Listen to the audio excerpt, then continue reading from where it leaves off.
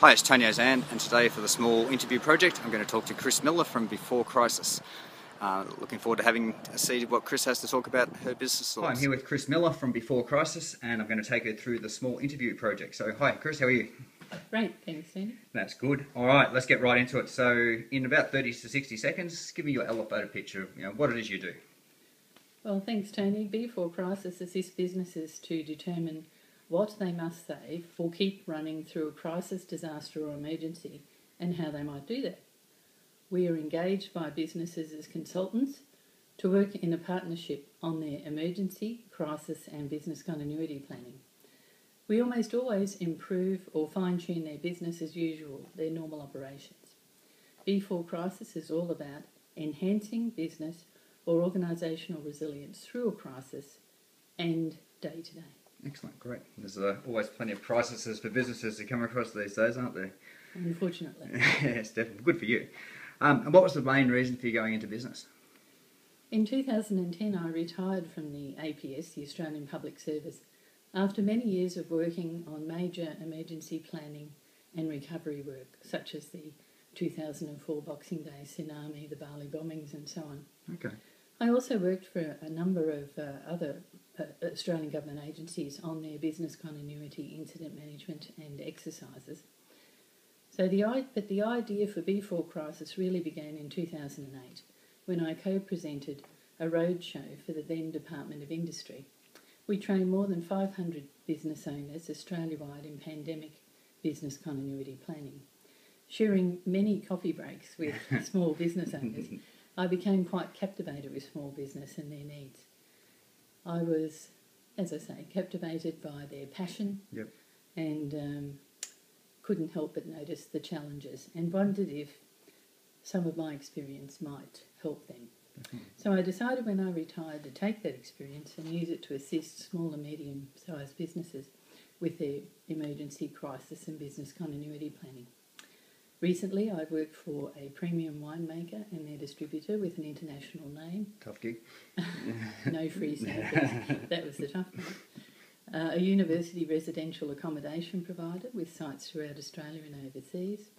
A major warehouse distribution centre for well-known magazines, some of which I read for relaxation, so I was very motivated to keep them coming. Since October of 2012, as we discussed earlier, I've been working in a new sector, the not-for-profit, with St Vincent de Paul Society, Canberra Goulburn Diocese. They engaged me to write and now fine-tune their business continuity plan across their network stretching from Lake Cargellico in the northwest to Tumut in the southwest and Bega on the southeast. So it's a large footprint. Yeah, definitely. I generally work for 2, 3 or even 4 clients at the same time. Business continuity work often involves a lot of waiting time while managers and their teams work through the process. Working with parallel clients keeps me busy too. I've enjoyed working throughout Australia with organisations ranging in size from 2, the Aboriginal Land Commissioner, who holds hearings in the Western Desert, Yep, to 5,000 ACT Health, which runs TCH, the Canberra Hospital, caring for all of us in this region. Okay, excellent. Yeah, sounds very interesting. If you had your time over again, would you change anything about the way you've gone into business or the way you've set up your business? Or? I would have left the APS sooner. A lot earlier. To work for business and not-for-profits. Okay. I also love being my own boss. Yeah, it's good, isn't it? Absolutely. Okay, excellent. There's so much that we need to replicate in emergency, crisis and business continuity planning and management that we largely took for granted in the Commonwealth or federal government.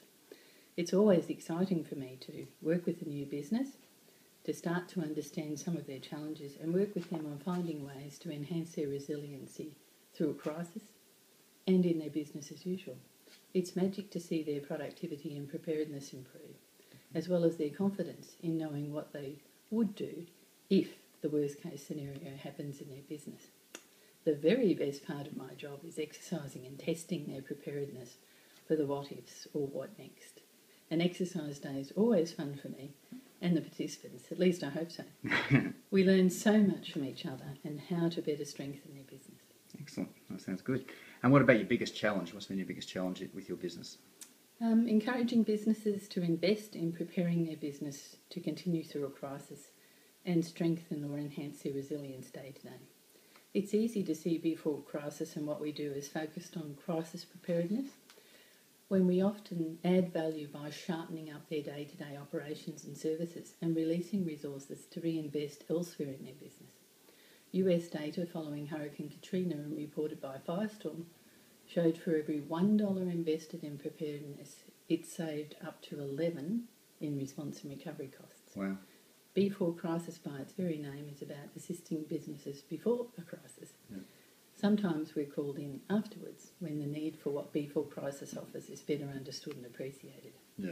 Bringing us in any time is good for your business. Absolutely. So I guess you're like an insurance policy for a business, aren't you? You're Absolutely. dealing with that crisis, which is good.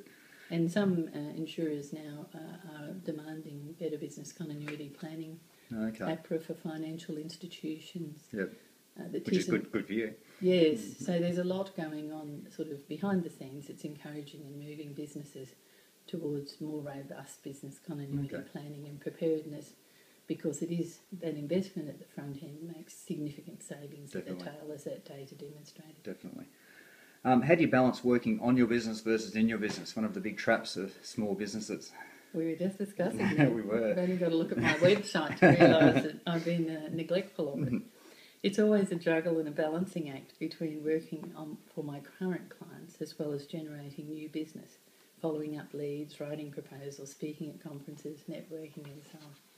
Before crisis is generally my husband Mike and I. He's my business manager and editor. He ensures that what I write passes the so-called everyman or person test. For larger contracts, we partner with some of my colleagues. Okay, excellent. And what advice, finally, would you have for potential newbies to business? If you're considering a consulting business, maximise your experience, training and networking before you do.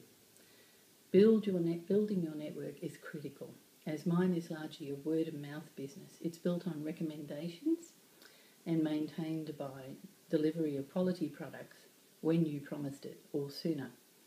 I see repeat business as a marker of my success. I've been engaged by one client for 4 contracts.